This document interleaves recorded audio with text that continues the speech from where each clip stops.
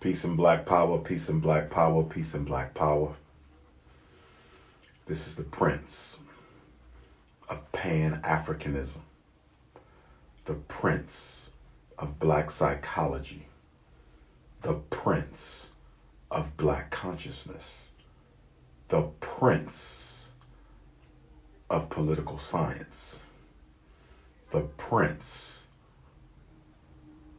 of Black education, the Prince of Pan-Africanism. Brothers and sisters, I'm joining you today, the day after, 2 days after, the 53rd anniversary or memorial of the assassination of the great and incomparable Reverend Dr. Martin Luther King Jr., who was assassinated 53 years ago, the day before yesterday, April the 4th, 1968.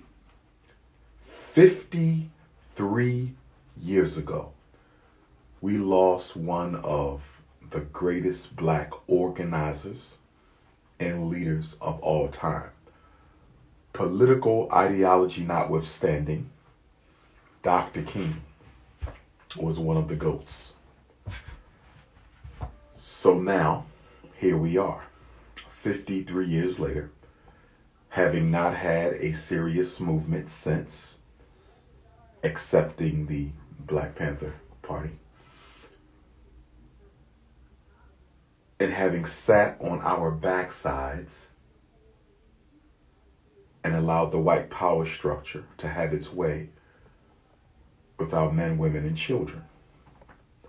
I told you all back in 2008, 2009, that the presidency of Barack Hussein Obama,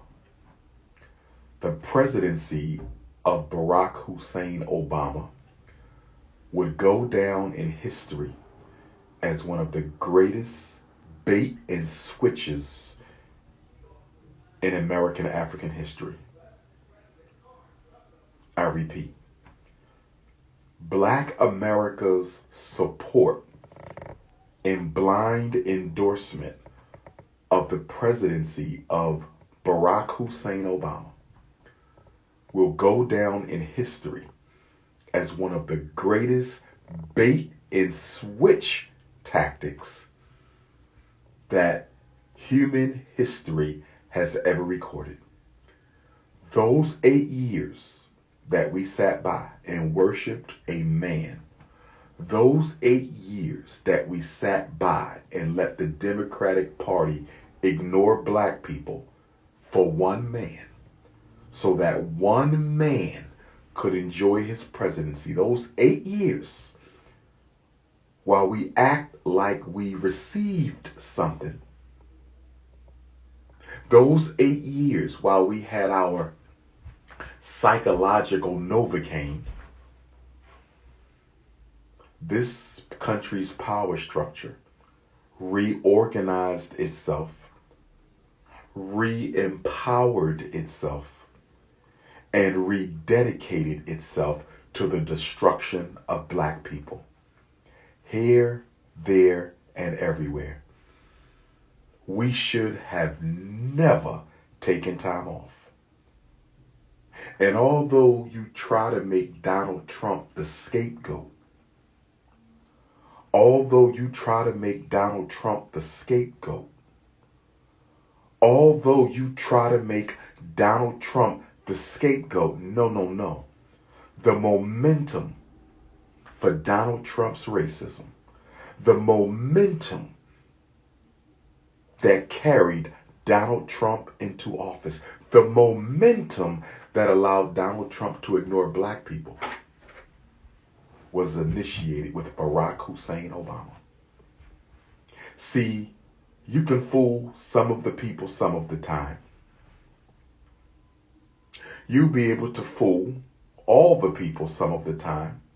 You'll be able to fool some of the people all of the time, but you'll never be able to fool all of the people all of the time. How can it be possible that Barack Hussein Obama is not responsible for police genocide, but Donald Trump is?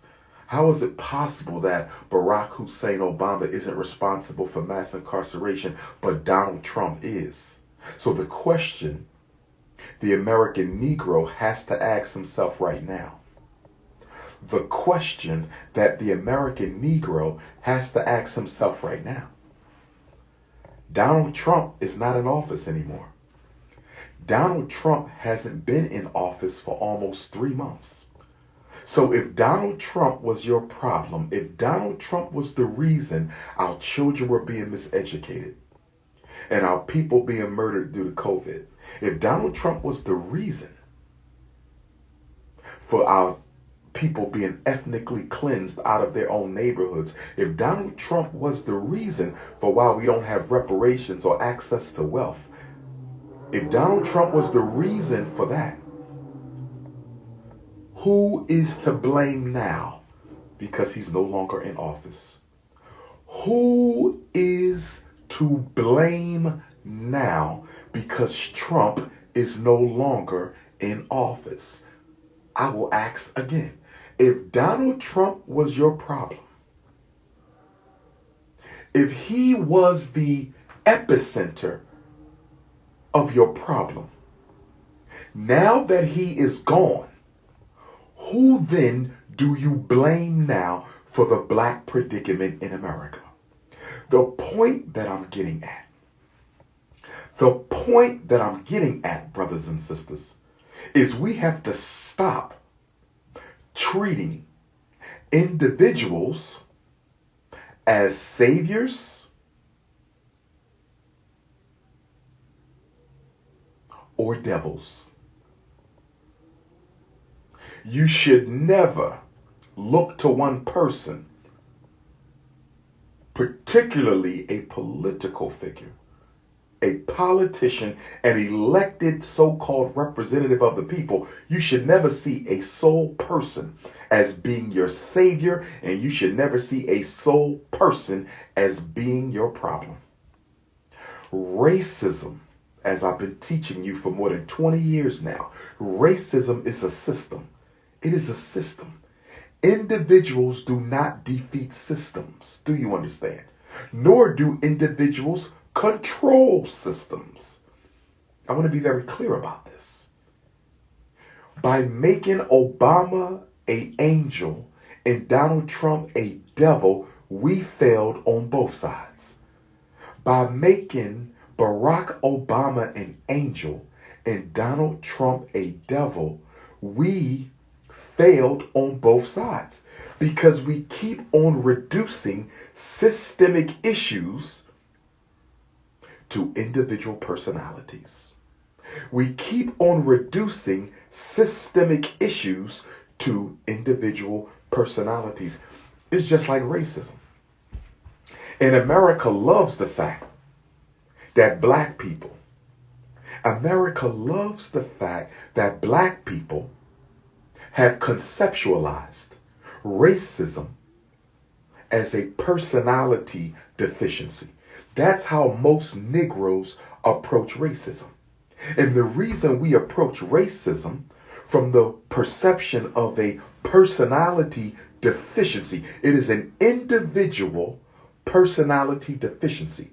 So if you see racism as an individual personality deficiency, you'll never solve it, because you'll never come around to understanding the group nature of racism. It's no different than the political structure in America. If Obama is a savior, you don't understand racism. If Donald Trump is the devil, you don't understand racism. What is happening to you was happening before Obama and is happening after Trump. What is happening to us happened before Obama, and it is happening after Trump. You know why? Because the personalities have very little to do with it. When you become a president or a governor or a mayor in the United States of America, When you become a president or a governor or a mayor in the United States of America, you are given a script. You are given a script that you follow. You're given a script. And you will follow that script, because if you don't follow that script, you will end up like Abraham Lincoln and John F. Kennedy. And as bad as you thought Donald Trump was, he did not deviate from that script too much, because he would have never survived his first term in office. And I would also argue, because he didn't stick to the script as well as he should have, he didn't get a second term in office. Again, Donald Trump did not violate the script too much, because he wouldn't be on the planet breathing right now if he violated the script too much. But at the same time, he didn't stick to it as closely as they would have wanted, so he had to go. Donald Trump would not push the LGBTQ. He had to go. He would not push the COVID. He had to go. Those are two reasons he didn't get a second term. America is trying to get rid of black people. How in the hell are we going to get rid of black people if you're not going to teach the children in public school that you don't have to be what you were born? Donald Trump wouldn't do that. How are we going to get rid of black people if we don't get them to buy into the notion that the COVID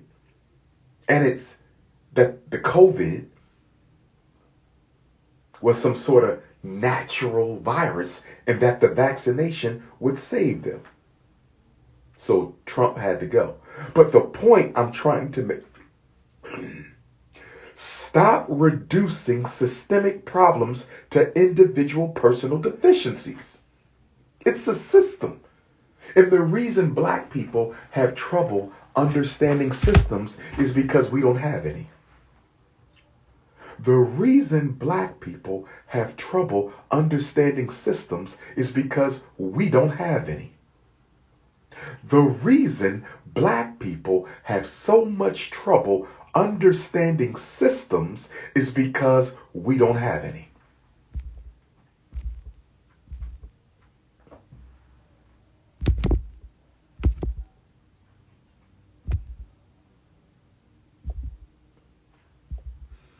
I want you to understand this.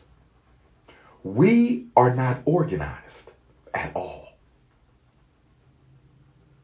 We are not organized at all. And whenever we do get organized, it's along a religious continuum, or it is along a colorblind, multicultural continuum. I was reading a position paper from the White House the other day. I want you to read this. The White House put out a brand new position paper on violence against Asians in Pacific Islanders. And in this position paper that the White House put out on violence against Asians in Pacific Islanders, there was no mention of violence against black people. Now, let me be clear. I have no problem with the government protecting the lives and safety of Asians and Pacific Islanders. I have no problem with human life being protected regardless of the color or culture. I have no problem with that. Nothing wrong with the position paper protecting Asian lives and Pacific Islander lives. And by the way, most of those Pacific Islanders are of African origin anyway. But with that being said, my concern with the position paper that came out of the White House the other day concerning violence against Asians and Pacific Islanders, there was no mention of violence against black people. How can you put out a memoranda from the executive branch of the U.S. government, talk about violence against people in America, and you do not mention black folks? Why am I mentioning this? The reason this is relevant is because whenever there's a position paper put out on black folks, whenever there's an article, a discussion, an investigation, a narrative on violence against black people, it's never just about us. I'm making a point here. I want you to understand, overstand, and understand. I'm making a point here. I want you to understand, understand, and overstand what I'm saying to you. Why is it that when Asians are the victims of violence, they can be the exclusive focus of the conversation? When Pacific Islanders are the victims of violence, they can be the exclusive focus of the conversation. But when black people are the victims of non-black violence, when we are the victims of violence, we can never be the exclusive focus of the conversation. They have to talk about violence against whites. They have to talk about violence against Latinos. They have to talk about violence against minorities. They have to talk about violence against transgenders.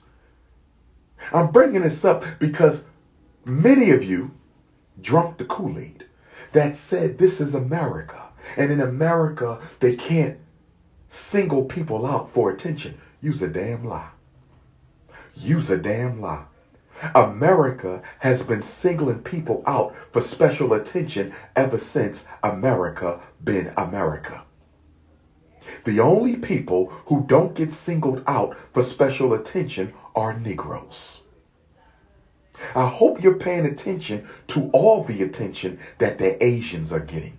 I hope you're paying attention to how the U.S. government is going out of its way to cater to the Asian community, out of its way to cater to the Pacific Islander community, out of its way to cater to the transgendered community.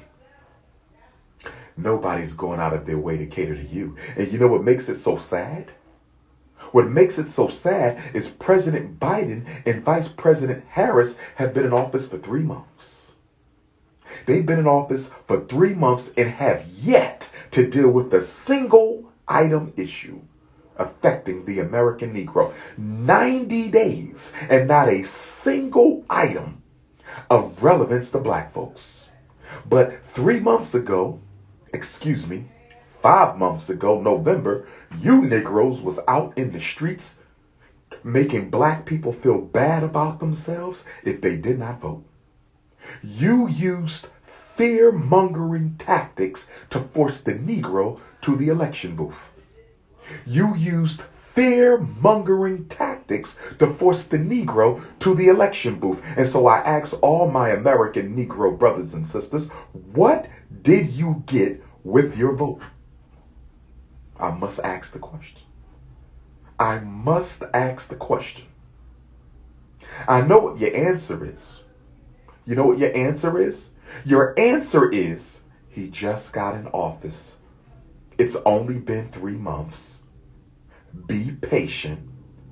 Give him some time, and he will address black issues. That's your answer.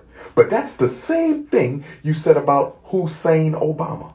That is the same thing you said about President Hussein. You said, give him time.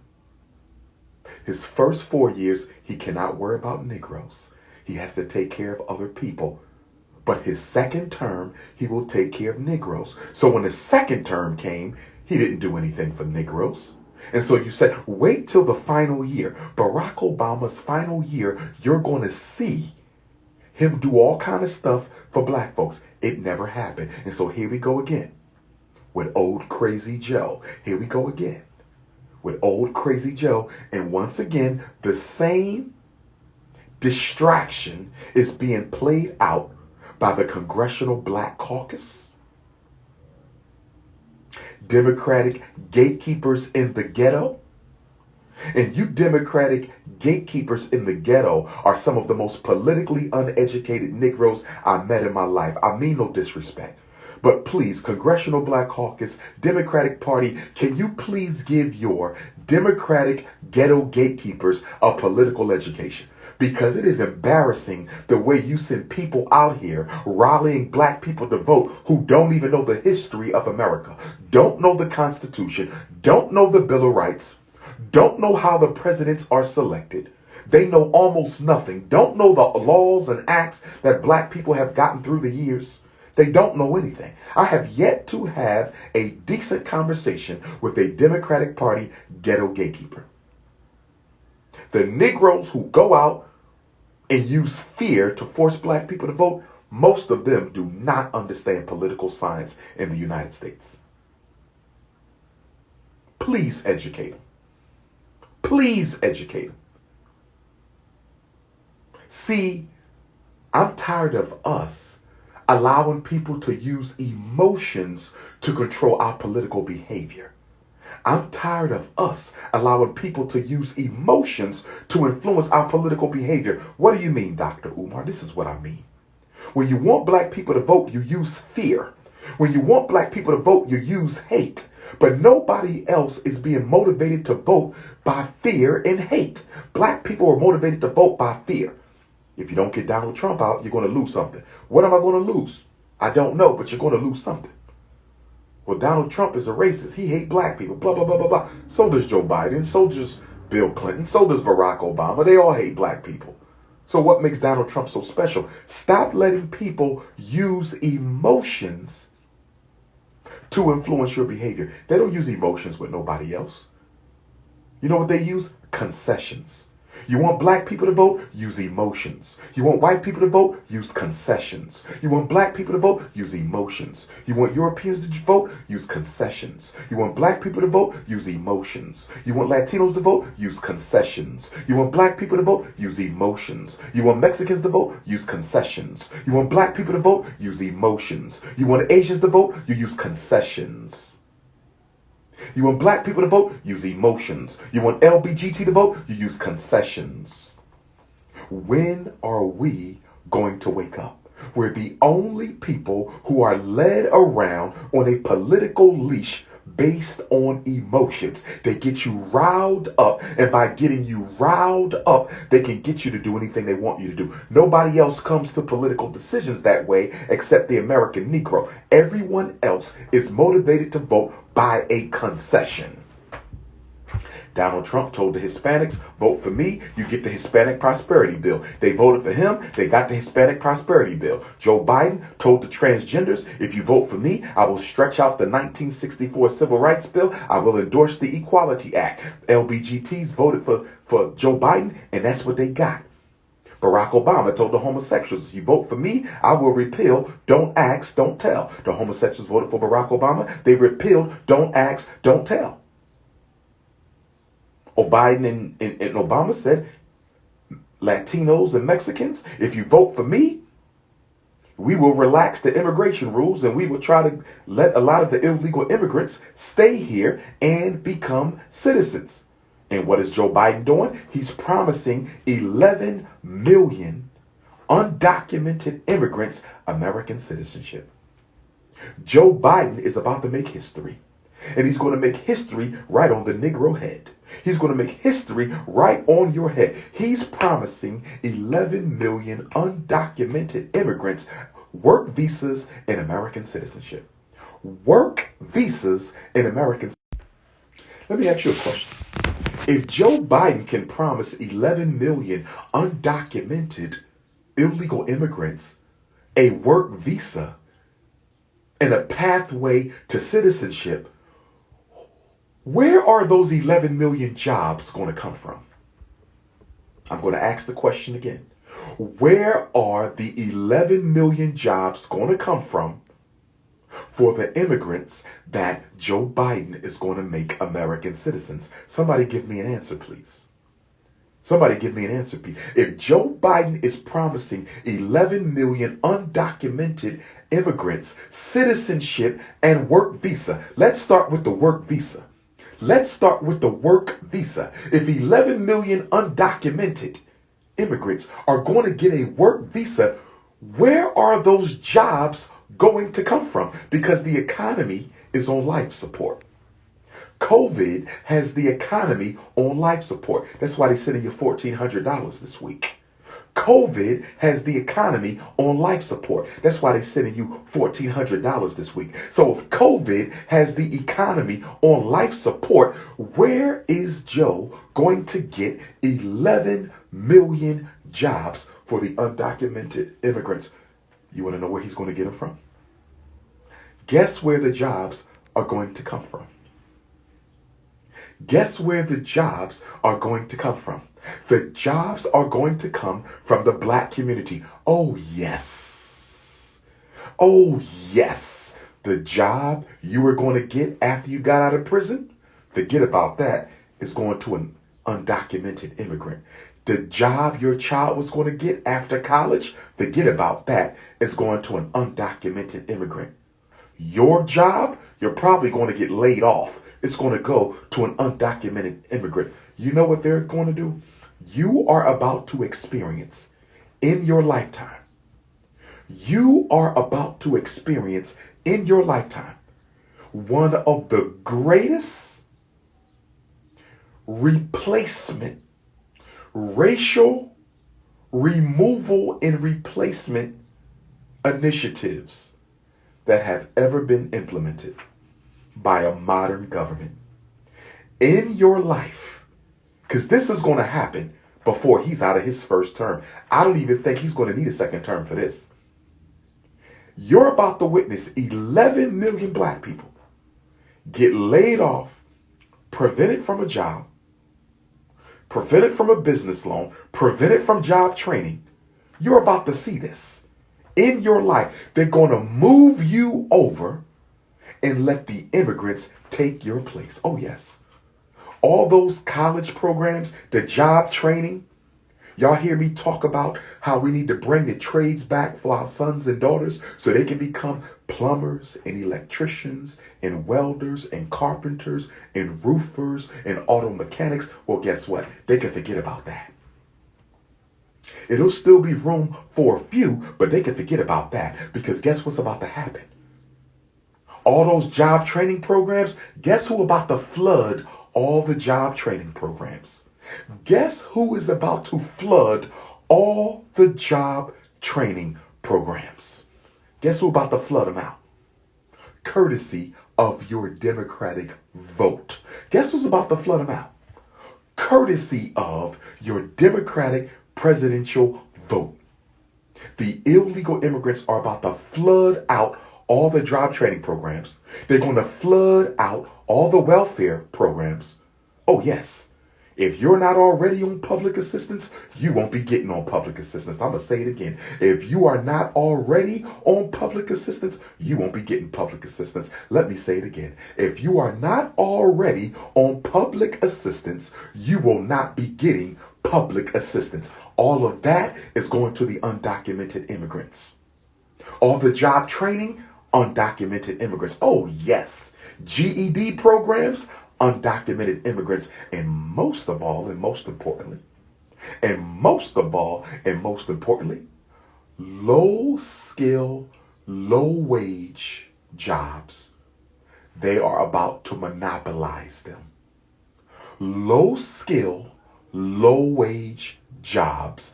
They're about Walmart. It's over. McDonald's. It's over. Oh, yes. Oh, yes. Oh, yes. This is the beginning of the end. They are going to make the American Negro a permanent underclass on a Democratic watch. Obama and Joe Biden is the greatest tag team championship I ever seen in my life.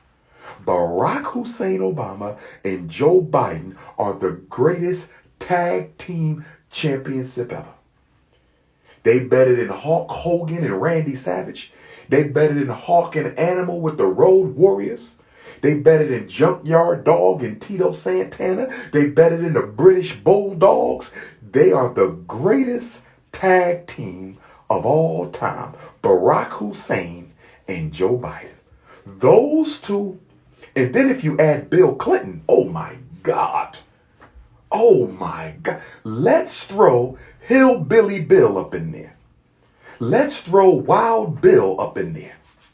So you got a 3-man tag team championship. Wild Bill Clinton,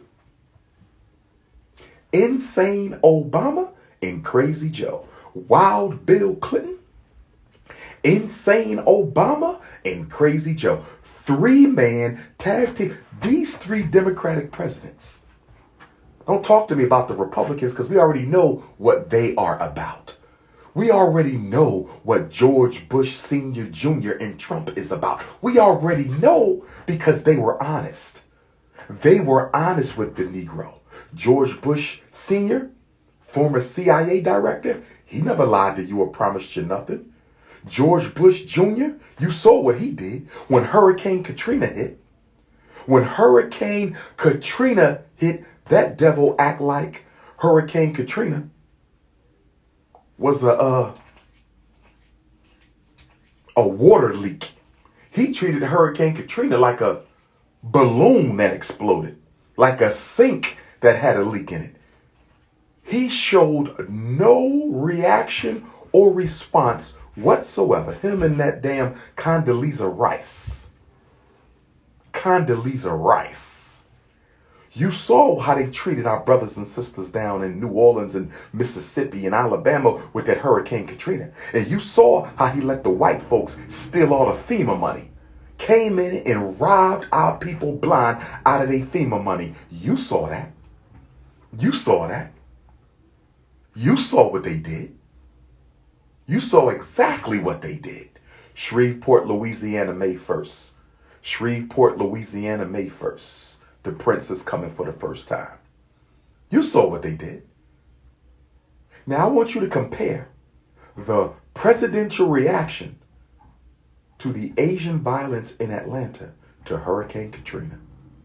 I want you to compare the presidential response to Hurricane Katrina to the presidential response to the Asian violence in Atlanta. Mind you, my heart goes out to those Asian families. Nobody should lose their loved ones. I don't have to lose my humanity to be race first. I don't have to lose my humanity to be a revolutionary Pan-Africanist. Loss of life is loss of life. Unjustified murder is unjustified murder. I don't care who does it. I don't care who the victim is. But wait a minute now. As a result of an Atlanta murder of 8, the president and vice president paid a personal visit. The president and vice president paid a personal visit to the community. There was no personal visit with Hurricane Katrina. Thousands dead. Definitely hundreds dead. No personal visit whatsoever. No personal visit. But look at what they just did for the other people. See? And then we've been trained by the Democratic Party ghetto gatekeepers to protect the Democratic Party from black people's criticism. If you want to take George Bush Sr., George Bush Jr., and Donald Trump in the 3-man tag team, let's look at this. We're going to look at the 3-man tag team match. We got a 3-man tag team match. We got Bush Sr., Bush Jr., and Donald Trump taking on Wild Bill Clinton, Insane Obama, and Old Joe. Let's look at this now. 3-man Royal Rumble, 6-man tag team match. 6-man, 3 and 3. It's the WWF Royal Rumble. Let's look at this now. Let's look at this.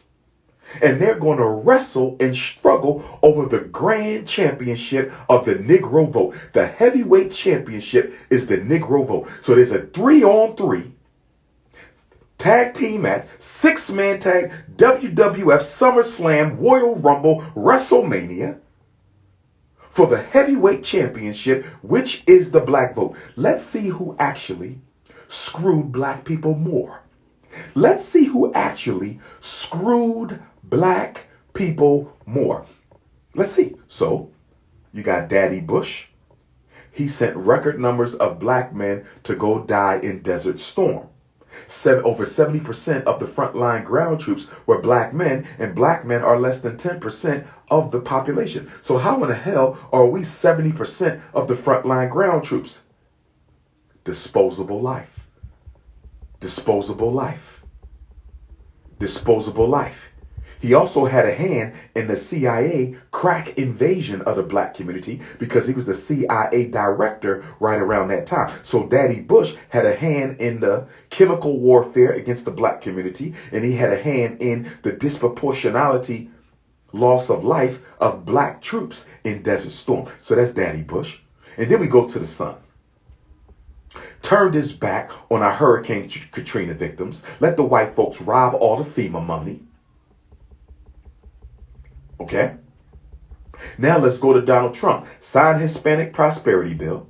Re-energized racist white America. Poor white racists. Re-energized them more than we've ever seen before. So that's what the Republican team got. Now let's look at the Democratic team, and I want you to tell me who crushed us worse. Who crushed us worse? Bill Clinton, 3 strikes and you out. Bill Clinton, mandatory minimum sentencing for nonviolent drug offenses. First time in American history. Exploded the prison rate. Exploded the prison rate. And then he had the welfare to work program. Bill Clinton had the welfare to work. Kicked all those single mothers off welfare and told them to go get a job so he could appease his conservative Democratic base. Kicked millions of black women off welfare, told them to go get a job that didn't exist in order to appease his conservative racist Democratic base. Right? Then he criminalized child support. Bill Clinton. Bill Clinton. Criminalized child support. You will now go to jail if you can't pay it. Fail to pay. Boom, boom, boom, boom, boom, boom, boom. Bill Clinton. Now, let's look at Barack Obama. Oh my goodness. Oh my goodness. LBGT black children. Transgendered the public schools. Ignored black people totally. Took everything we fought for and gave it to every other minority group but us. Put Assata Shakur at the top of the most wanted list. First time a woman was that high. Raised the bounty to $2 billion. Took money from HBCUs and gave them to white colleges. Did nothing about police genocide. But signed the blue law that said if you fight back against the police, you go to jail for the rest of your life. Killed Gaddafi. Put AFRICOM on the continent. This is Obama. This is your savior. This is what your savior did. And then you look at Joe. And Joe only been in office for 90 days. He's already reinvigorated the transgender movement, the LBGT movement, looking out for the Asians. And he's about to lay off millions of black people so 11 million undocumented immigrants can get a work visa and a job. He is about to undergo the greatest social transformation in black America ever. So let me ask you a question. Who hurt us more, brothers and sisters? Neither one was on our side. Both sides are enemies. But in this 3-man tag team, 3 over here the Democrats, 3 over here the Republicans, Royal Rumble. This is the Royal Rumble for the black vote. Can I ask y'all an honest question? Can I ask y'all an honest question? Which 3 hurt us more? Put the Democrats on the spot. I'm putting all Negrocrats on the spot. I'm putting all Negrocrats on the spot because you can't deny the truth. Can't none of you registered Democrats who are Negroes deny the truth? Who hurt us more? Bill Clinton, Barack Obama, and Joe Biden, or Bush, and Trump? I'm going to ask you the question again. Who hurt black America more in the 21st century? Bill Clinton, Barack Obama, Joe Biden, or Bush, Trump? We all know the answer, don't we? We all know the answer, don't we? We all know the answer. The Democrats, the last 3 Democratic presidents destroyed black America more than the last 3 Republicans. You could take it or leave it. You could take it or leave it. If I'm lying, I'm dying. The last three Democratic presidents hurt black America more than the last three Republicans. And can't nobody prove that wrong. Can't nobody prove that wrong. So then you say, well, Dr. Umar, what do you want us to do? You want us to vote for the Republicans? No, I want you to register as an independent. Or even if you don't change your registration, you can stay registered for what you want. You want to stay registered as a Democrat so you can do the primaries? Go ahead. You want to stay registered as a Democrat so you can do the primaries? Go ahead.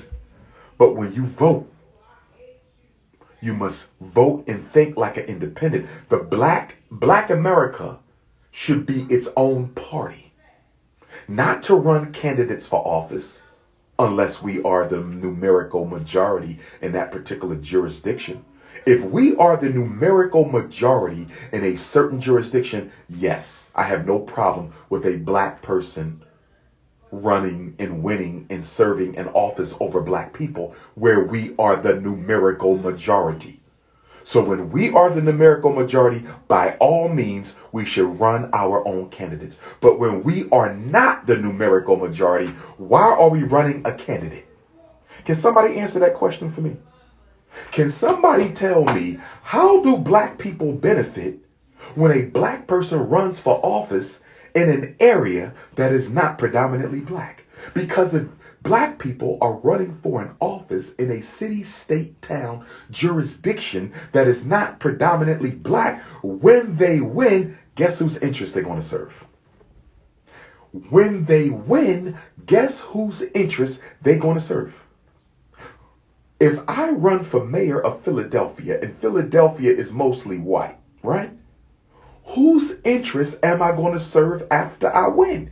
It makes no sense for a black person to want to be the governor or the senator or the representative or the mayor for white people. It doesn't make any sense. And whenever, and do your research, if I'm wrong, prove it, whenever a black person wins office in an area that is predominantly white, and you can't prove this wrong in no city, at no state, at any time. Listen to me.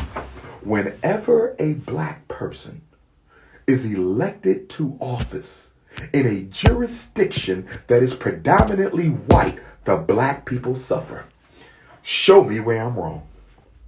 Show me where I am wrong. You can't name a single black elected official, not a president, not a governor, not a mayor, not a state rep, not a state senator, not a U.S. rep, not a U.S. senator. You can't name me one who has ever been elected to office in a predominantly white area who actually made things better for black people. You can't name me one. You can't name me one. And that is why I'm telling you all, we need to form a national black political union. A national black political union where we debate it out and we invite the candidates in. Black people only. Excuse me, President Biden, you're running for re-election. You have a meeting with Black America. You have a town hall meeting with Black America. We have questions for you. Kamala Harris, you're running to be president. You have a meeting with Black America. If you do not show, you automatically do not get these 46 million votes.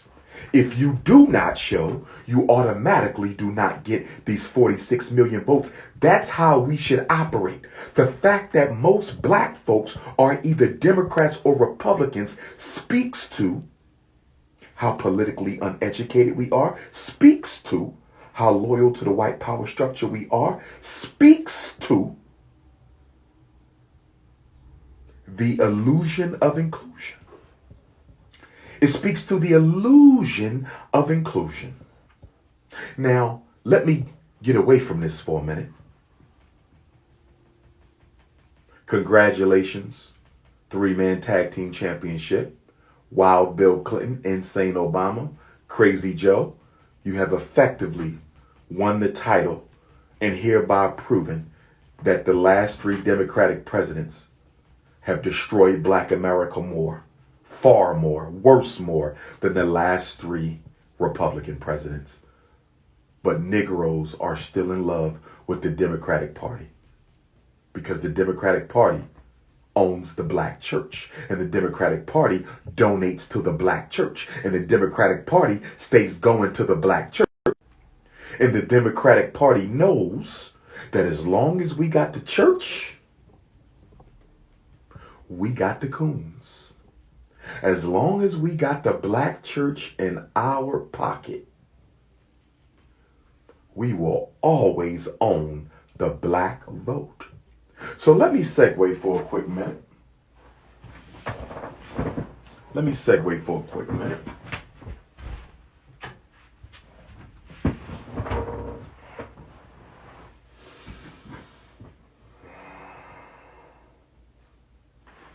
Is he Republican? You must not know who I am to ask such a silly question. You must not know who I am to ask such a silly question. You will never find me as a member of any white racist group. Okay? Not all churches. There you go with that nonsense. Not all churches. We understand there's exceptions to the rule. We understand that there are exceptions to the rule. But guess what? Exceptions do not break the rule. All snakes won't bite, but most of them will. All birds don't chirp, but most of them will. All Black churches do not sell out the community, but most of them do.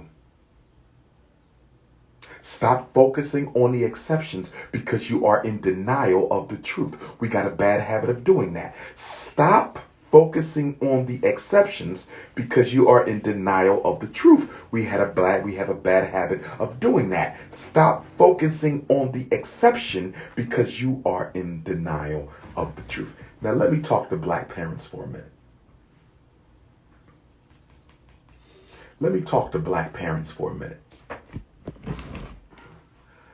Black parents, as you all know, our children are dealing with unprecedented levels of racism.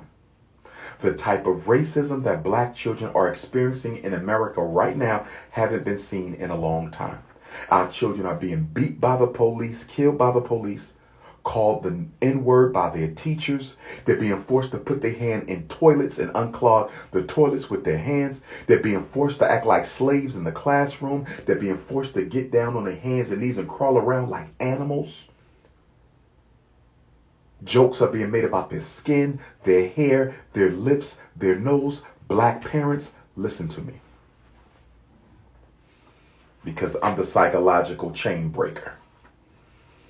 I'm the psychological chain breaker.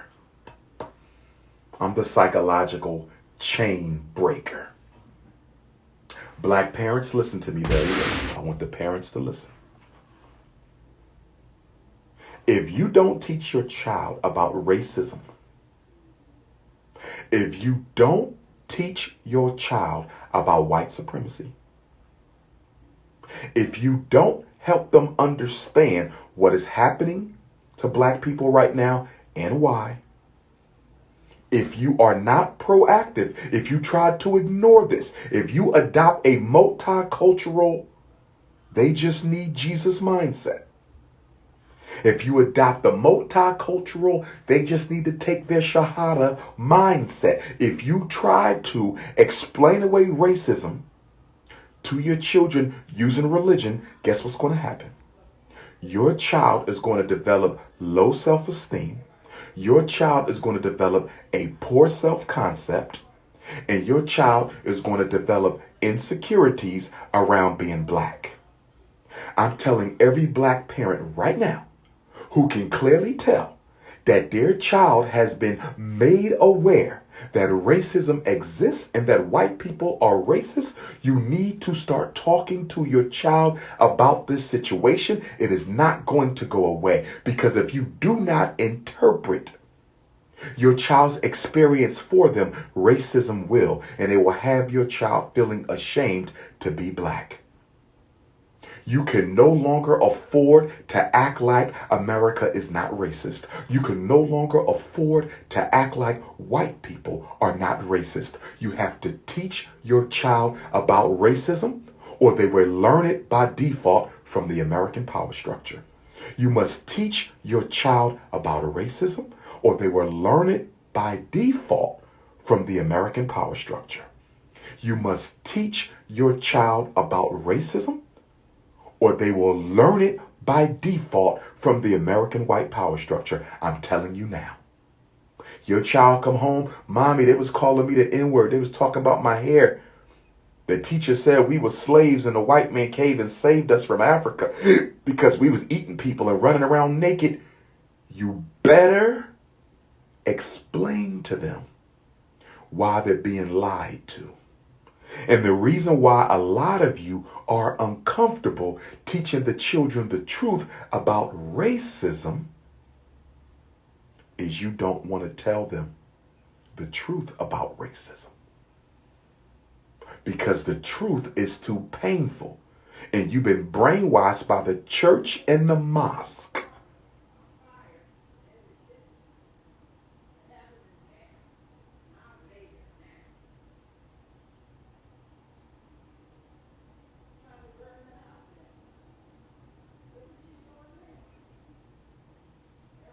Stop letting your religious brainwash affect your ability to teach your child about racism.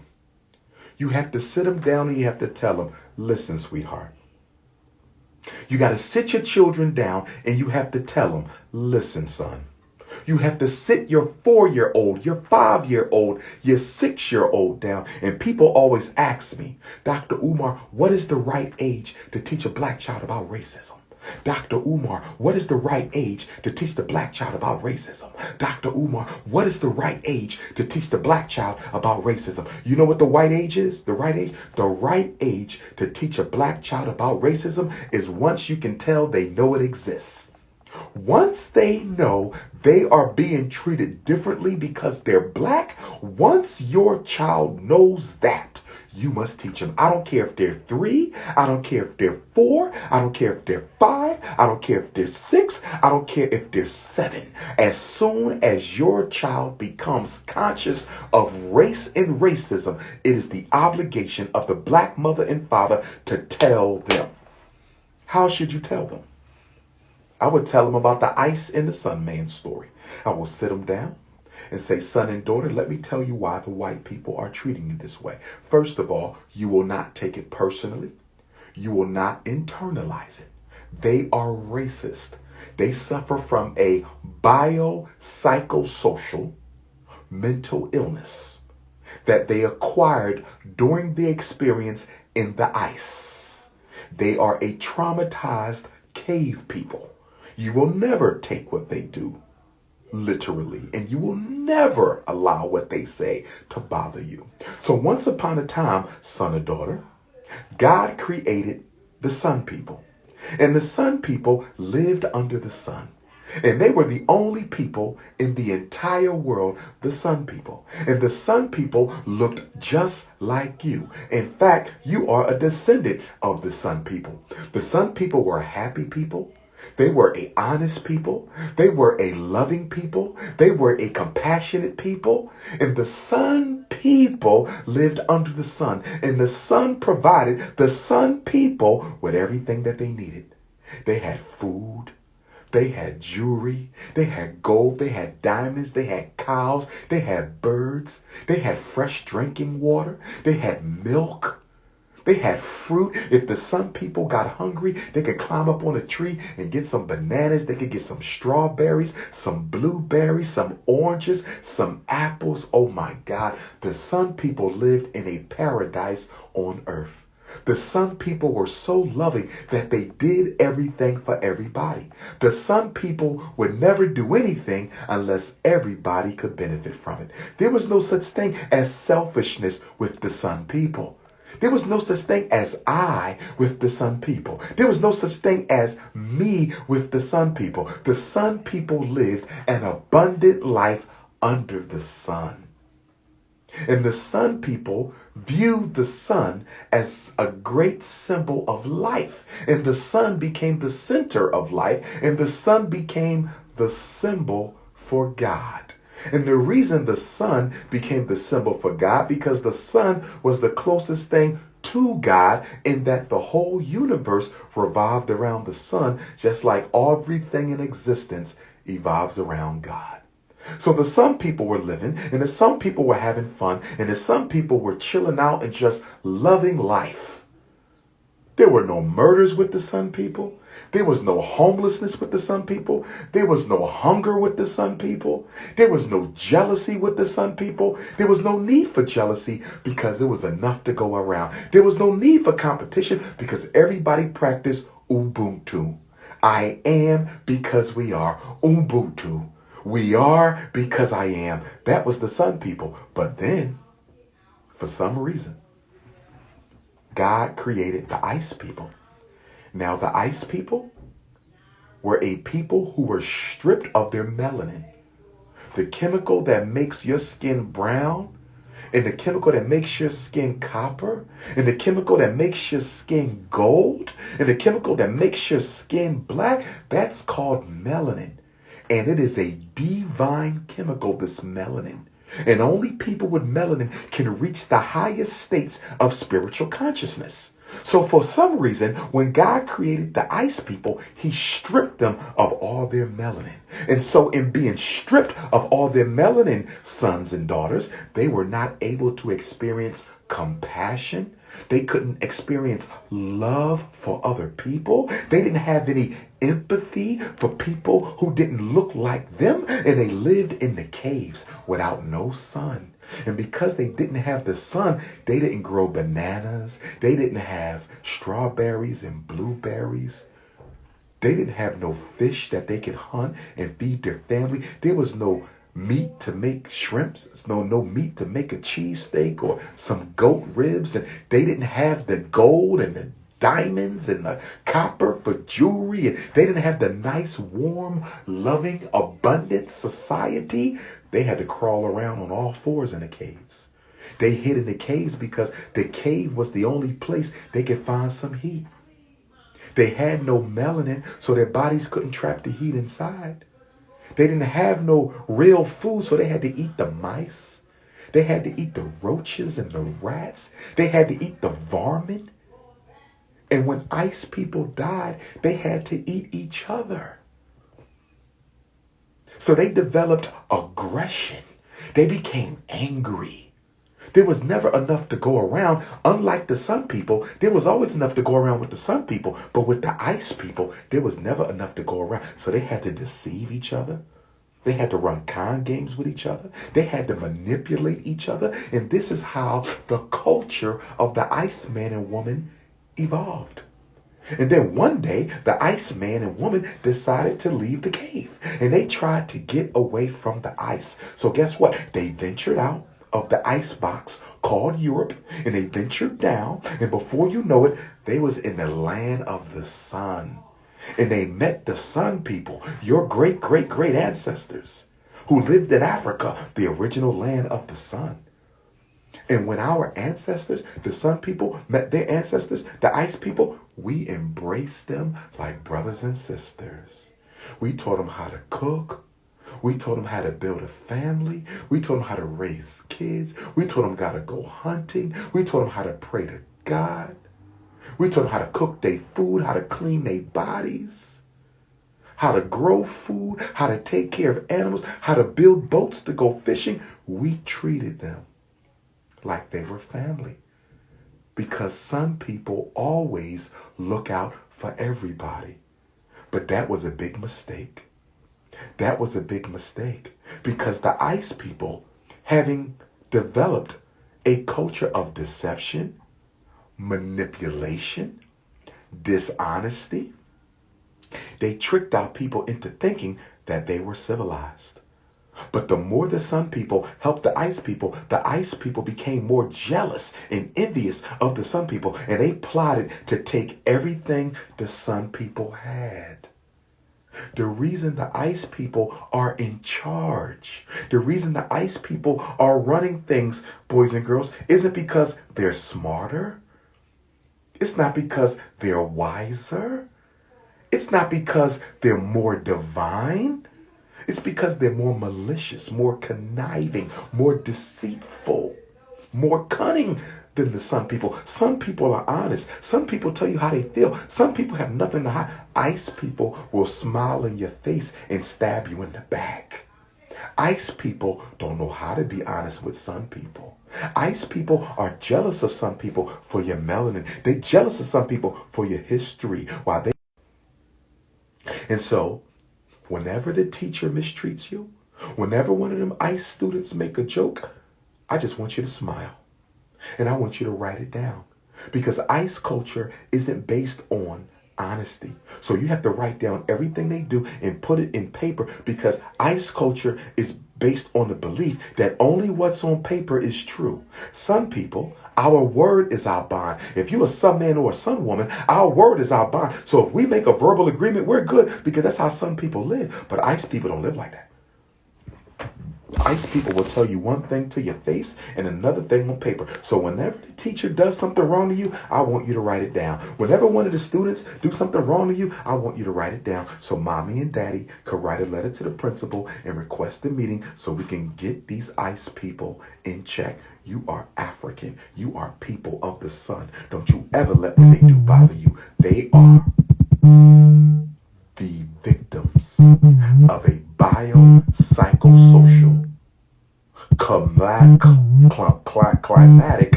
traumatic event in history. They have a biopsychosocial psychopathology. See, you're the Sun people. You develop a Sun temperament. You're warm, you're happy, you're mild, you're compassionate. That's what Sun people do. Ice people are mean, evil, deceptive, cunning. Be careful what you say. Be careful what you do. Because the ice people have declared war on the Sun people, but they have not told us. So mommy and daddy need you to go to school and watch what you say and watch what you do, because the ice people are always watching to try to take you down. Don't be scared. Don't be apprehensive. Live your life. But never forget where the ice people come from and why they act the way that they act. Do you have any questions for mom or dad? That is what we need to do. Teach our children why they are going through what they are going through. Yes, this is sun versus ice. And it's not only sun versus ice, it is sun versus sand. Because just like you got the ice man, you got the sand man. And that Arab, he's something else. I'm not going to speak negatively about all Arab people. But let's be honest, as a rule, they generally do not like Africans. So you have to teach your children about the sand people and how they developed a mean, nasty, inhumane character as a result of their evolution in the sand, hot with no water. You got to teach them about the ice people. They developed a mean, nasty, inhumane character as a result of their ice trauma. No food. And then you got to tell them about the mountain people, the Asians, the mountain people. They also had some traumas up in the mountains. See, all three of those groups come from Asia. Which is why I don't know why Negroes running around talking about they Asiatic black men. But nonetheless, the European, the Arab, and the Asian are all Asiatics. The Iceman, the Sandman, and the Mountain Man are all Asiatics. They are cousins. That's why the Arab is considered a white man for purposes of the U.S. Senate. U.S. Census. That's why the Sandman is considered an Iceman for purposes of the U.S. Census. If you don't believe me, Google the census and look at the racial groups. Arab is white in the United States of America. Arab is white in the United States of America. Arab is white in the United States of America. Oh, yes. Oh, yes. And when the Chinese first came to America, do your research on the Chinese. They fought in court to be considered white. The Chinese fought in court to be considered white, but they lost. The Chinese fought in court to be considered white, and they lost. The Mexicans and Latinos fought in court to be considered white, and they lost. And that's how they got the word Hispanic. That's how they got the word Hispanic. So everybody wanted to be white so they could unite with the Iceman to destroy the Sunman. And the other thing we need to understand, is that, and I'm talking to the adults now. We did our Sunday night story for the children. My point being, you have to teach your child in language they can understand what's happening, why it's happening, and how they should respond. Okay? Now, black people have to get over this idea that we have allies, because a lot of us have this idea that we have allies. We don't have no allies. Nobody in America is going to help black people get equality. No, if you know of a group in America that's willing to fight for black people to get equality, can you please post it? Can you please post it? If you know of a group that's going to help black people get equality, who is going to fight with us so we can become equal? Who? European Jews tried it, didn't work. Latinos tried it, didn't work. Who you going to get? LBGTs, you can forget it. Who you going to get? I'm still waiting for you multicultural Negroes to name me one ethnic group who want to fight with black folks to help us get free. Name me one. We have no friends. We have no allies, but we keep on acting stupid like we don't know that this is the truth. Even some of you coons in the chat. Some of the coons in the chat is like, well, some people will help us. We're not dealing with individuals. We're dealing with groups. Stop being a Negro. See, the Negro can only think about himself. The Negro has no group reference point. That is what makes us dysfunctionally unique.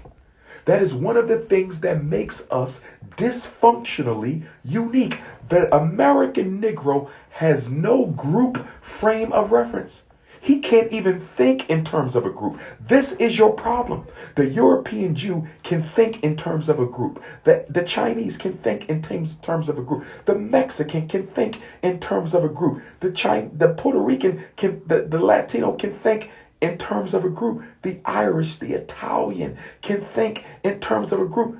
The Negro cannot think at all in terms of his group. The only group that the Negro can think in terms of is religious or fraternal. The only time the Negro can put the group first is if it's a church, a mosque, or a frat. If I'm wrong, prove it. If I'm wrong, prove it. If I am wrong, prove it. The only time the American African can think in terms of group, a group reference, the we versus the I, the we versus the I. The only time we can put the I to the side for the we is if it's religion or fraternity. If I'm wrong, prove it. If I'm wrong, prove it. I bought some books from the used bookstore the other day. Y'all want to see my new books?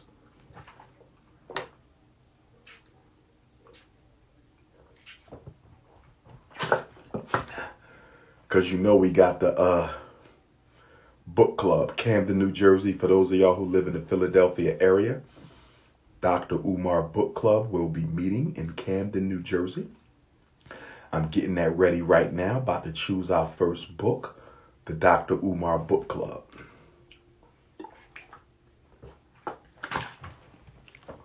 Let me show y'all the new books I got. Check out the used bookstores. Support the black bookstores. Always support the black bookstores. But make sure you check out the used bookstores, because there's a lot of books that are out of print that you can get at the used bookstore.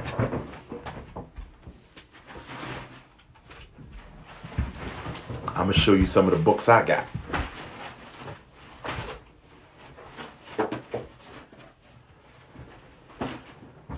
Born to Rebel, autobiography of Benjamin Mays, who was one of the leaders of the civil rights struggle. So I like to read biography and autobiography. The Dr. Umar Book Club will be reading a lot of biography and autobiography. And the reason why biography and autobiography is so good, because you get to see how people who lived before you struggled and overcame their challenges. It's very motivational, very inspirational to read the background stories of our ancestors. So I'm going to read Born and Rebel by Benjamin Mays. $8 book. It cost me $8. Used bookstore in North Philadelphia.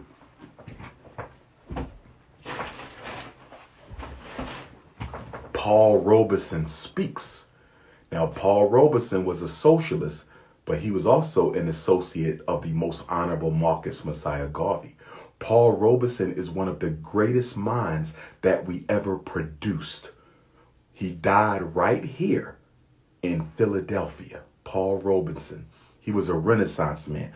Actor, author, singer, organizer. The FBI watched him. I think they took his passport. He was put on a list of subversives. Very intelligent, well-spoken brother. He's him and James Baldwin, I would put equal there. So I'm going to be reading Paul Robeson Speaks. These are his speeches and his writings.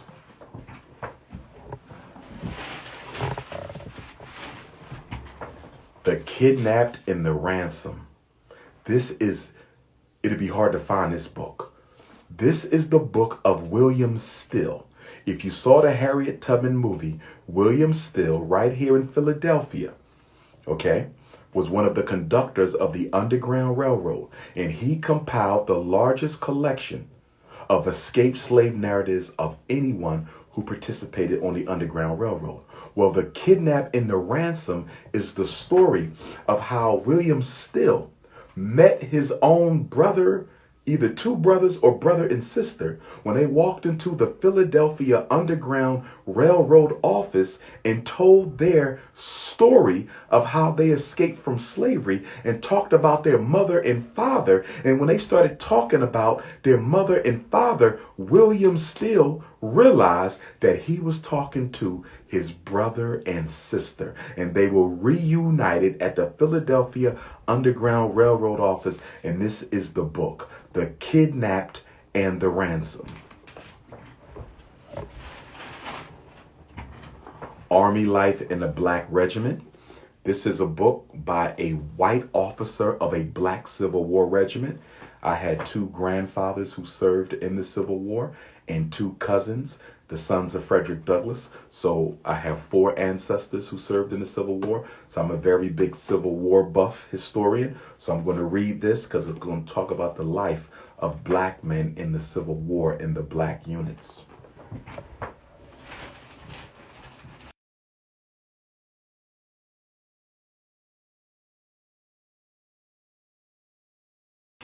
A Sword Among Lions, boy.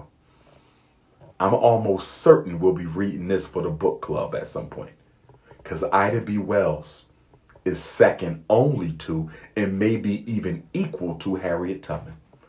Ida B. Wells is second only to, and may even be equal to, Queen Mother Harriet Tubman. I love this woman. Single-handedly investigated the lynchings of black people in the South under the threat of death. She's one of my favorite sheroes, Ida B. Wells.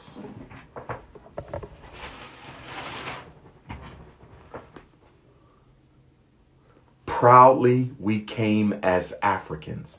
This is the story of African Americans reconnecting with Africa from 1935 to 1961. This is the story of African Americans, Pan-Africanism in the years between Garvey's death and Ghana's independence. This is the story of Pan-Africanism between Garvey's death and the independence of Ghana.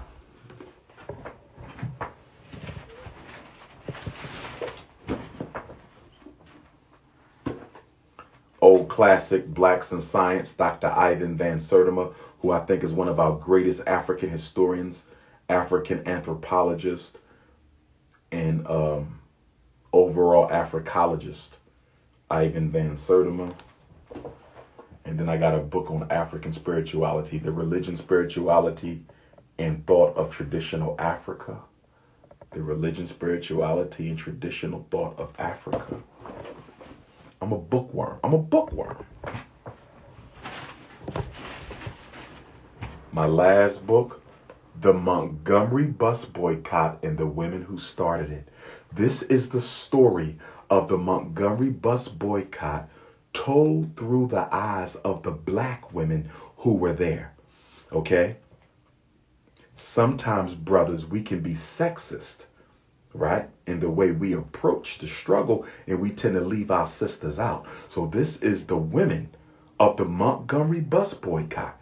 Dr. King led it, but it was the women who made it. And this is the story of the women who led and helped the Montgomery Bus Boycott to become so successful.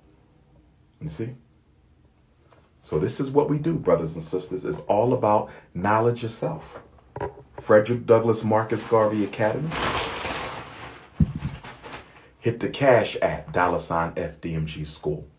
Hit the Cash App, $FDMG School. Hit the Cash App, $FDMG School. Hit the PayPal, paypal.me/FDMG Academy. Hit the PayPal, paypal.me/FDMG Academy. Hit the PayPal, paypal.me/FDMG Academy. Mail in your donation. P.O. Box 9634, Wilmington, Delaware 19809. P.O. Box 9634, Wilmington, Delaware 19809. If you need to reach the Prince, 215-989-9858. If you need to reach the Prince, 215-989-9858. If you need to reach the Prince of Pan-Africanism, 215-989-9858. Boston, Massachusetts, Black Parent Boot Camp this Saturday from 8 until 8. Come to Boston. Come to Beantown. Boston, Massachusetts, this Saturday, April the 10th, from 8 a.m. to 8 p.m. is the Black Parent Boot Camp. Register at drumarjohnson.com. Lunch will be provided. Register at drumarjohnson.com. Book signing in Boston Friday. Book signing in Boston Friday. Book signing in Boston Friday from 2 to 8. Good Shepherd Church, 18 Whittier Street. 2 to 8 this Friday in Boston. Good Shepherd Church, 2 to 8 p.m., 18 Whittier Street in Roxbury. Augusta, Georgia, first time, Thursday the 15th. Next week, next Thursday, Augusta, Georgia, next Thursday. Next Friday, Atlanta, Georgia, College Park. Walmart parking lot. 3:30 in Atlanta next Friday. Next Thursday, Augusta. Next Friday, Atlanta. Then what? May 1st, Shreveport, Louisiana. May the 14th was supposed to be Tulsa, but it might become Palm Springs, California. May 14th was supposed to be Tulsa, but it might become Palm Springs, California. May 14th was supposed to be Tulsa, but it might become Palm Springs, California. 15th and 16th is Oakland in L.A. Lecture and book signing. Oakland in L.A. May 15th and 16th, Saturday and Sunday, 2 until 8. South Bend, Indiana, Sunday, May the 23rd. South Bend, Indiana, Sunday, May the 23rd. Black Messiah Conference. June 4th, 5th, and 6th, Fayetteville, North Carolina, Charlotte, North Carolina, Mooresville, North Carolina. June 4th, 5th, and 6th, Fayetteville, North Carolina, Charlotte, North Carolina, Mooresville, North Carolina. That's a 3-day Carolina. We're going to knock it out the park. If you need the flyer, text me. If you need the flyer, text me. But as I conclude, brothers and sisters, I just want to say that we're going through some things right now. Black America is going through some things right now. And we got to get organized. The racism is getting worse. The oppression is getting worse.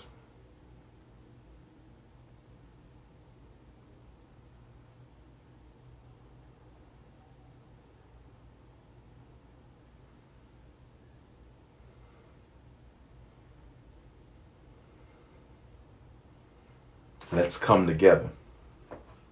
It's time to come together. Turn off social network. Pick up a book. Turn off social network. Pick up a book. You should have a study group with your children. Every parent of children should have a study group. Get a book that's on their level about consciousness and history. Get a book that's on their level about consciousness and history. But every family should have their own study group.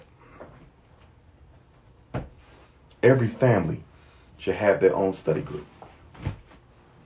And for those of you who will be signing up, for those of you who will be signing up for the Dr. Umar Book Club in Camden, New Jersey, that information will be coming soon. The Dr. Umar Book Club in Camden, New Jersey, that information will be coming soon. Pan-African Fast, June 10th to July 1st. Get ready. The Pan-African Fast from June 10th to July 1st. Get ready. The Pan-African Fast.